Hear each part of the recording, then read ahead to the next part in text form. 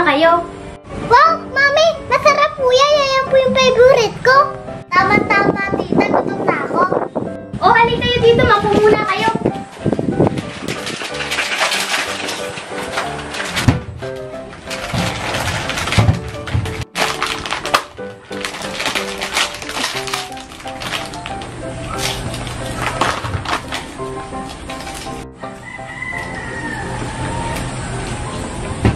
Sige, kain lang kayo ng kain. Ilang araw na lang magpapasko na. Siya nga pala, mamaya tulungan niyo ko sa pag-ayos ng decoration natin ng Christmas tree natin at papailawin natin. Excited na ako, Mami!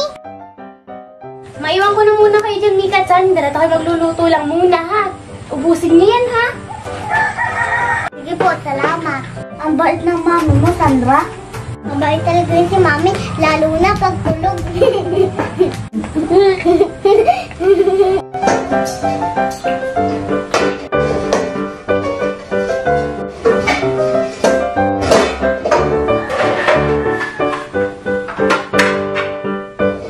Buti pa yung mami mo, Sandra, mag-aayos ng Christmas tree. Bakit yung inay mo? Sigurado mag-aayos din yung pagpasko. Hindi ko nga sigurado, Sandra, kasi dati wala kaming Christmas tree sa bahay. Malay mo naman, at gutom lang yan, Nika. Kumain na tayo. Sige na nga. O mga bata, ito na ang decoration. Tara, isasabit na natin at papailawin na natin maya-maya. Yay! Sige, Mami, tulungan ka na namin!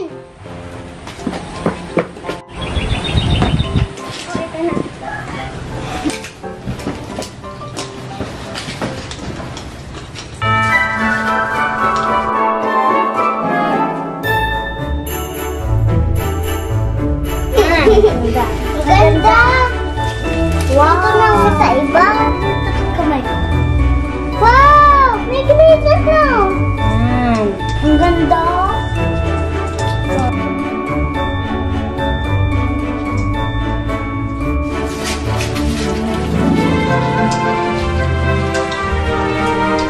Ganda-ganda, no? Opo! O, yan na, Mami. Tapos na. O yan mga bata, tapos na. Very good mga bata.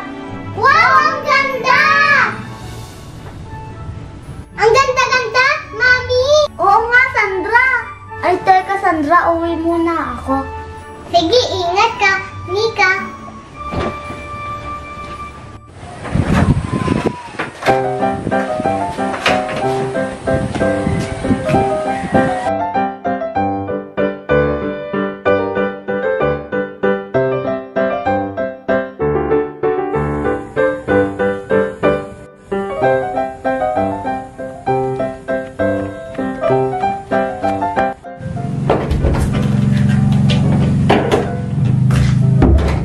Nay, andito na po ako.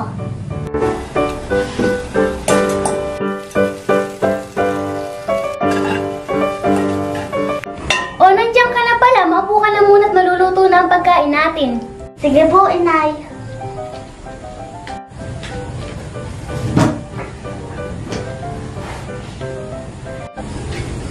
Pasensya ka na anak. Ito na lang muna ang luto na natin.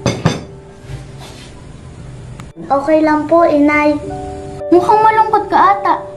Nay, malapit na po ang Pasko kaso po wala tayong Christmas tree. Ah, ganun ba anak? Teka lang at hahanapin ko lang muna. Sigurado ako maliit na Christmas tree na yun.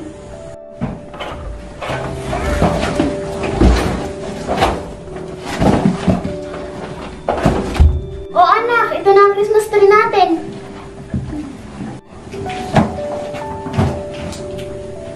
Pasensya ka na, ito pa yung nabili ko sa palengke. 5 taon na ang nakalipas. Tinago ko talaga ito sa aparador. Inay, ang liit na Christmas tree natin, tas luma pa. Ano ba yan? Pasensya ka na, ito lang talaga ang kaya natin. Tara, isabit na natin itong decoration. Lagi na lang ganyan yung Kinda Sandrang Christmas tree. Ang laki na ilaw pa. Kaya pala malungkot ka. Alam mo anak, ang tunay na diwa ng Pasko hindi nakikita sa laki o ganda ng Christmas tree.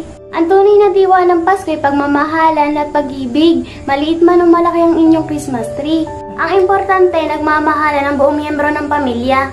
Yun ang tunay na kahulugan ng Pasko, anak. Ganun po ba, inay? Sorry po, inay. Wala yun, anak. Hayaan mo sa next year, bibili na tayo ng malaking Christmas tree. Pag-iipunan natin para makabili na tayo ng bagong Christmas tree. Medyo luma na nga eh. Yan, okay na. Tara, kain na tayo.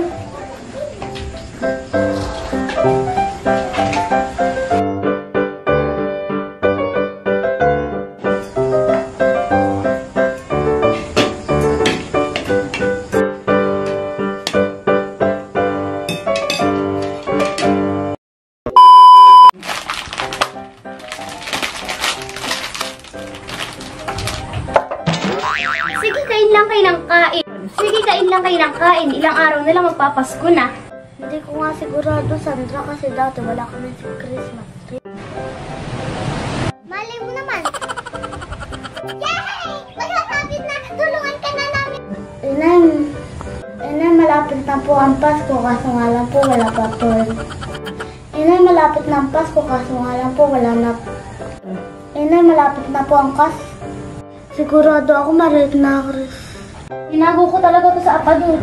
Tinago ko talaga to sa apador. Pasensya ka na anak, ito lang talaga ang kaya natin. Kaya natin. Lagi na lang ganyan yung kandas. Lagi na lang ganyan yung kandas Sandrang Christmas tree. Ang tunay na pag... Tara na anak, tayo kakain at baka